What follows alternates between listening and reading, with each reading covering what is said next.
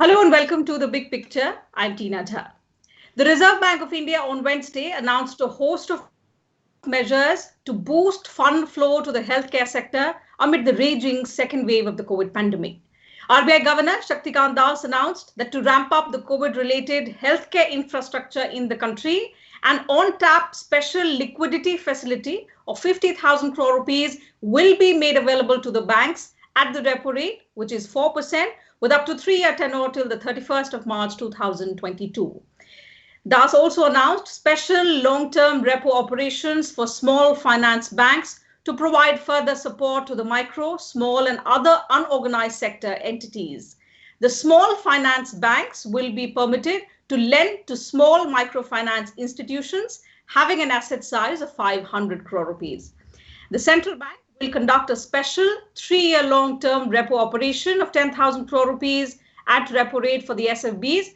There will be a limit of 10 lakh rupees per borrower and the facility will be available till the 31st of October 2021. So on this edition of The Big Picture, we will analyze with experts in detail about the COVID-related measures announced by the RBI today and how significant will they be in limiting the economic damage due to the second wave of COVID infections. Joining me are two distinguished panelists. Let me introduce them to you. I have with me on the show Mr. Ashok Nag, former advisor, RBI, and Mr. Shubhamoy Bhattacharjee, consulting editor at the Business Standard.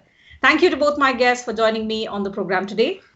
So now let me begin the program with you. Your first reactions to the series of measures which the RBI announced today. Do you see these measures providing the much needed reassurance in these times of uncertainty that the country needs? Kind of measures, it's not the first time RBI is taking in connection with the COVID-19.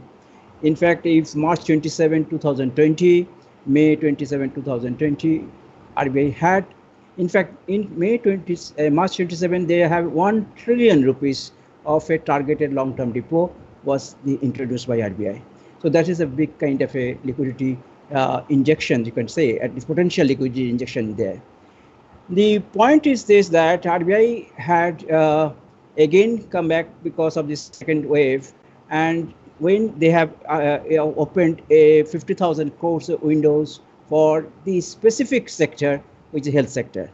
Okay, so this is a definite change, because if it is a field that the health sector requires certain kind of a ramping up, certain kind of infrastructure, kind of the strengthening.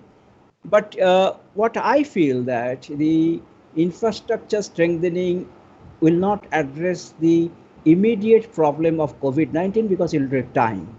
Okay, if you have to give them immediate benefit, I believe RBI, instead of opening a window where banks have to find out the potential borrowers, or potential borrower have to come to the RBI with this particular sector in emergency, the health services. They have given a list of the facilities which are eligible for getting this finance, because the repo rate is 4%, is a very low, but it is not clear the ultimate borrower is going to get 4% or not. Banks can obviously get the money at 4% from RBI from this window, but what will be the final kind of the cost of to the borrower? It is not very clear to me, that it is not given in the circular or the speech given by the Honorable Governor. But I presume that it will be definitely not very high. But what is important for us to understand, that what RBI could have done instead of having a window, because this a very specific sector, the kind of things like vaccine. Obviously, not as there are not so many borrowers, so many firms are there in India who are immediately come lining up to import vaccines, or to produce vaccine, or to create a facility to create that immediately. What I think the RBI should have done in this case, for having a SBI or some kind of banks, and identify the potential kind of importers who have got the required facilities, and give them the facility directly to that, seek it out and give it to them in case they require it. Okay, for example, in Serum Institute, it was told that they are waiting for this certain kind of bank guarantee to get the finance from the government of India. That time this could have been easily kind of sorted out by the central bank, which was not done. So my point is that this is very much required that RBI becomes more proactive, finding out that who requires the money, give them the money for the thing, and that because if we just open a liquidity tap window, it is not very clear that how it will be emergency health service will be strengthened immediately. That is my second point. Okay. Hello. Yes, go ahead. Yeah, right. So this is definitely it. And what is more is that from the banking side, they have RBI given adequate incentive.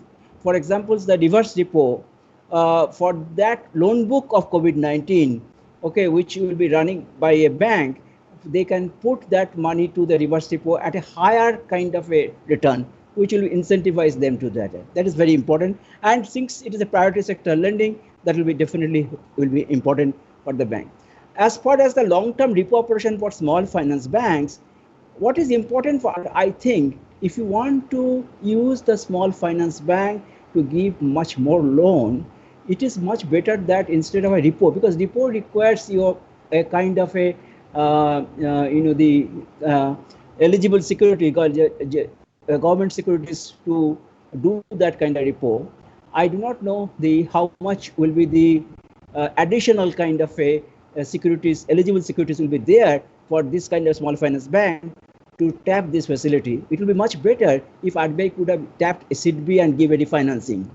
Refinancing will be much helpful for the small finance bank than having another special long-term repo if you want them to give the loans very quickly to a particular targeted sector. This is a question about the priority sector lending. The kind of a priority sector lending, CRR facility, other things, these are very provisioning norms changes they have given. For what is important for us to understand, credit to the MSME entrepreneur, is that RBI has given the basically facility like NDTL, demand and time liabilities calculations ratio. That will be the advantage the bank definitely for cost calculations for the loan to the MSME sector entrepreneurs. But important point is that this is not a very I mean, it's a facility, okay, fine, but this facility is already available. I do not know that whether there is a demand for MSME credit and that is not been met. It is not very clear because it is the credit uptake growth has not been very robust for last year. So interest either availability of fund is a problem or not, it's not very clear to them. Okay, so these are some aspects that we will build on in the course of the discussion, but let me bring in Mr. Bhattacharjee also into the debate at the moment. Mr. Bhattacharjee, what Mr. Nag suggests is there are certain suggestions which he gives, there are certain ways which the RBI should have adopted in these uncertain times. But at the moment, what the RBI has tried to do in terms of being proactive, because the priority at the moment is to save lives, and it has tried to boost fund flow into the healthcare sector. This looks like an initial welcome step. Help us and our viewers understand first more about this on-tap liquidity facility. How is it going to ease access to the emergency healthcare services, something that the country needs right now really badly? Yeah, that's right.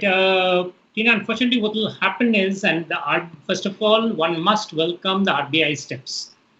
For one thing that has happened is that there's been for obvious reasons, because of the huge rise in the number of the COVID cases and the deaths, the pall of gloom has definitely been very strong on the Indian economy. The fact that RBI has taken the initiative to come out with a series of thought-through measures gives, there's something called sentiment, which at this time works a lot. And I think that is a very positive takeaway from the RBI statement. The fact that RBI is saying, and typically, as Mr. Nag also said, it goes for the MSME sector. Having said that, I wouldn't say that now whatever steps RBI is taking would make a dent in the current problem. It's not even expected. Why? Because the immediate supply of oxygen, the immediate supply of relief material is something obviously which RBI or the sectors where RBI is giving out the money to will not be able to turn around immediately. Those the effect of whatever has been happening in the last couple of months in terms of whatever the government has made provisions for those will come in handy now for the fight in this month. That will not change.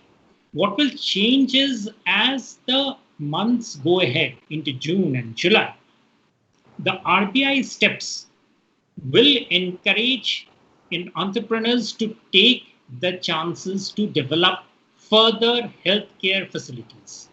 So essentially, RBI is building up the ability of the country to handle the COVID impact going on for a longer haul, which is necessary and which is exactly what is expected.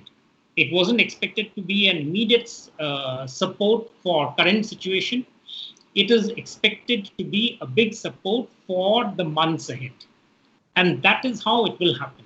The on-tap facility which the RBI has opened for investment in health sector is a good one because it basically incentivizes manufacturers in the critical pharmaceutical support, oxygen and so on, to take out additional investments, to build up capacities, because most estimates say that this capacity would be needed for a very long time. So if those capacities are going to be needed for a long time, while the government has given the permission to set up those facilities, RBI is providing the money, the incentive for the banks to go ahead and to start helping the investors who come to them to be able to build those facilities. Pandemic is always a time for people to take risks in terms of building up new capacities, in building up new emergencies. It happened during the Second World War. And therefore, it is a good step. It's a fundamentally useful step, as I said, for the months ahead. And that is how we should be looking at it. The MSME sector, we can talk about later, that to what extent RBI measures for them would be useful. But I would say that the direction of the RBI support and the very fact that the RBI has decided that, yes, it needs to make a immediate announcement on these issues is something which is very well taken. Okay, yeah, Mr. Nath, so at the moment, it looks like the initial first step, which is a welcome step, looking at the current situation and for immediate relief. But going forward, it's going to be important for the central bank as well as the center to keep track of these measures. And you were suggesting there are certain measures that will be required in the months to come to be backed up with certain other steps. So how can the RBI ensure that financial conditions going ahead remain congenial, the markets continue to work efficiently, because that looks clearly like a big challenge at the moment? See, RBI can definitely, with the kind of instruments that is at the disposal of RBI, whenever there is a kind of a liquidity is a problem in the sector, in the economy, RBI has the proper kind of tools available with it, which can inject liquidity so that liquidity crisis is not there, so that the people who want to take a loan, who want to get a loan, banks are willing to give the loans at it. And RBI can definitely also create kind of a condition for reducing, because RBI is trying its best today. Is having a coin called GSAP, which is a kind of a quantitative easing, which was done in the when 2006-07 crisis came in the financial sector in the developed countries, that particularly US, other things, they have a quantitative easing. That means put liquidity, buying the various kind of government security. GSAP, RBI is calling GSAP, 25,000 crores. RBI is just picking up from the market. So that liquidity is going to the banks, and banks will be definitely cannot keep it in the cash as a hand. They have to dispose it off. They have to give a loan. So it will be incentivized to give loan to the. So the RBI has got that kind of tool, and RBI is using that tool very, very efficiently. Because the long-term repo is a kind of another things which have been done. That so that fund can goes to the way. With the repo, you cannot have repo is generally for the managing your immediate liquidity kind of a requirement day to day. Repo is only for 2-3 days kind. So that way RBI is using these things like from last 1 year COVID when it started, and it will go on using it. It will be definitely RBI's mandate. But only thing is that the RBI's whatever it tries to do when they inject a liquidity, try to give so that credit disbursal process is eased to the maximum extent to the advantage of the people who want to borrow money. Okay, That is why RBI is creating restructuring, the kind of a restructuring resolutions which has been given today in this today's speech by the governor. These are all trying to do that, which RBI gave a moratorium. Last time they gave a moratorium of the loans, just because the people who are having a home loan or something like that, they don't have to really default, because once you default, you know, your credit history goes down, and you are getting every salaried people know how does it affect when you get even a small loan from the any banks. So the RBI has got this kind of a tools at its arsenal, and it is using it very effectively, and it is trying to do that thing. But what I want to like to say that whatever RBI is doing, it's a kind of a from the credit and liquidity point of view, okay? And there are two things are there. Of course, there is a, because in economics, whatever you do, they always have a various kind of a side effect. When you are reducing the interest rate so much, obviously it has the impact on the people who have a fixed income, like pensioners, other things, who have only depends on the interest rate. Obviously that income goes down. Of course, that has a kind of a impact on a certain kind of people who are basically dependent on the your interest income or kind of fixed income investment. That has to be there. And what is you cannot even economics, if you do one kind of instrument, you can have a other kind of a impact in somewhere else, like you think. So you cannot help it. RBI cannot do that. But what is more important is that hopefully this year RBI has told today's speech also, the monsoon will be good, so there will be not much pressure from the agriculture sector on the inflation side. If that happens, then RBI's other mandate to control inflation, and that means what RBI has to stop the liquidity injections to a certain extent. If that doesn't happen, if these things continues, then RBI's whatever RBI wants to do, at least in short time, and give the effort to the various kind of investors who want to give loan. But main problem which will not be going to be solved, that is not in RBI's hand.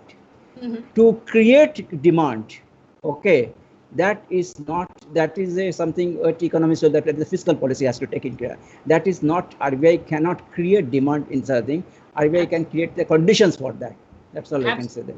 Mr. Bhattacharjee, so what we saw the last time around when we were impacted by the first wave of COVID infections, the impact was devastating for our economy. This time we are seeing there are localized lockdowns, but obviously the economic activity continues to shrink. There is also a deep sense of fear among people. And with the people now being the primary economic agents in the larger run, in the longer run, if the second wave continues to spread and the severity we've already seen, what kind of impact do you see it having on our economy with the second wave?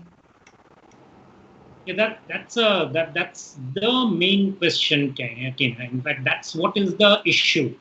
That to what extent would the people be able to hold their nerves about the spread of the second wave?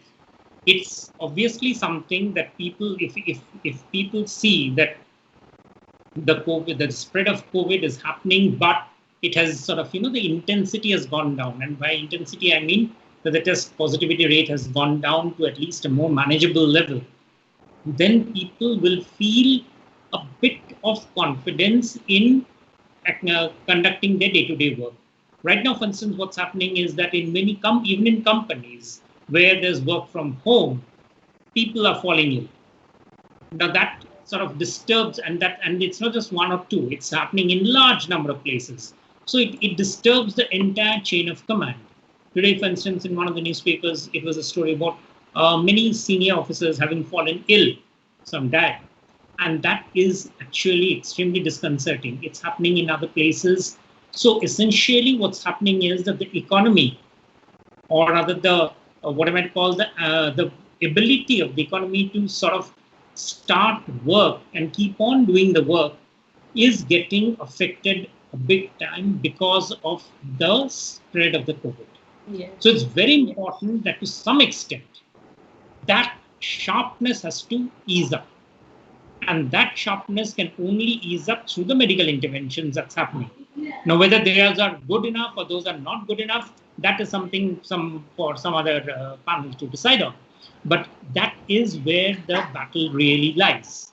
What's going to happen right now is that we have to ensure that the destruction that is happening, the demand destruction, or the supply disruption.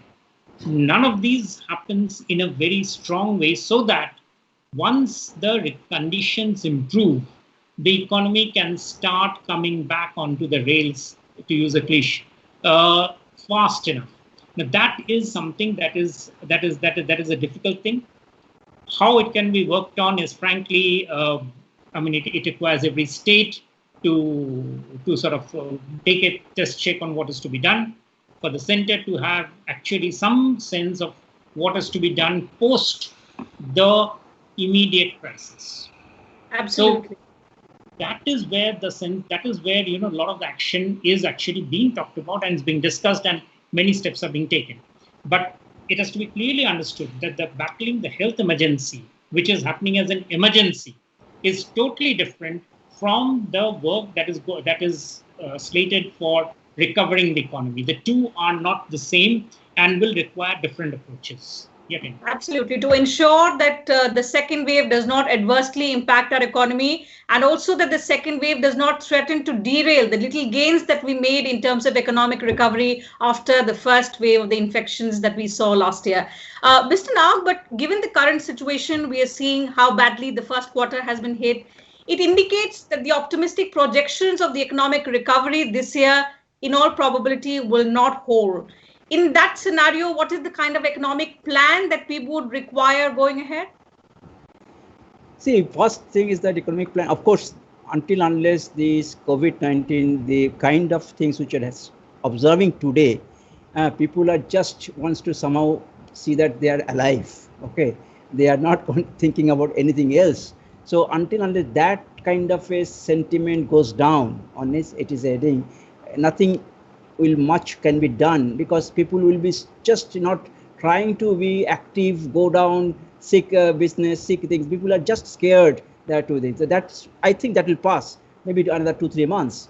But what is important for us to understand that what is the difference? You told us about Second World War. Okay, there is a major difference between that and this crisis now.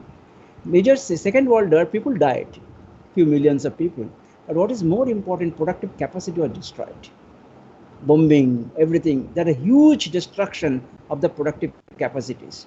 So once the Second World War ended, and the kind of a Marshall Plan was there to build up those kind of a or the productive capacity which was completely destroyed, to build that up.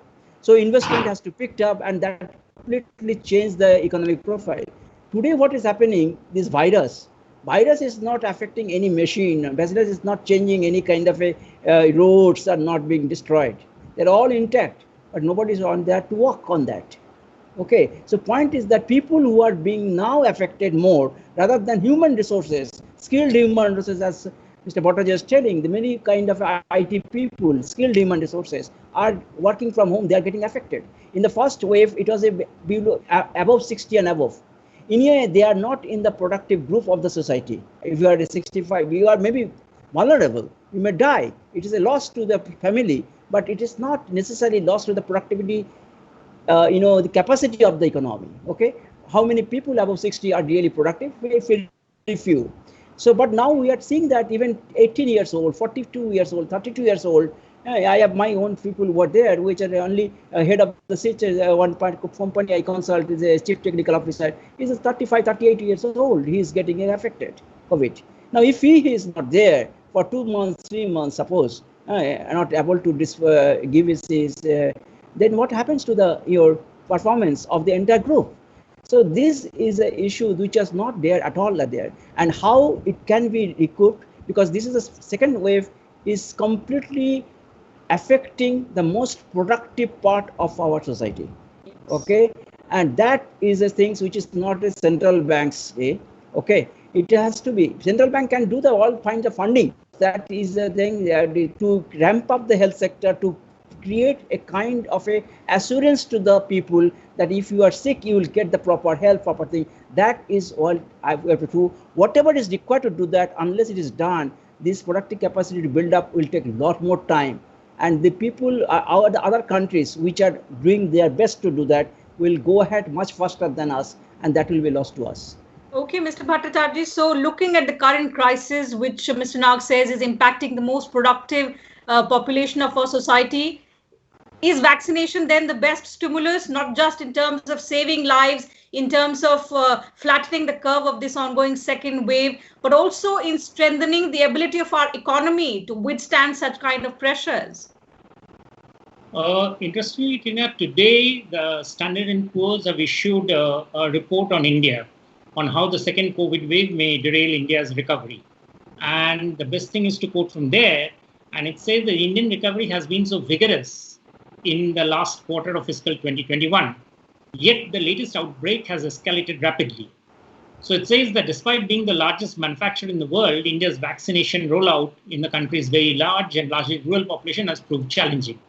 What it says is that it had forecast an 11% GDP growth in this fiscal year, but now it's saying that if the infections peaks in June, then it could take off almost like 2.8% of India's growth rate.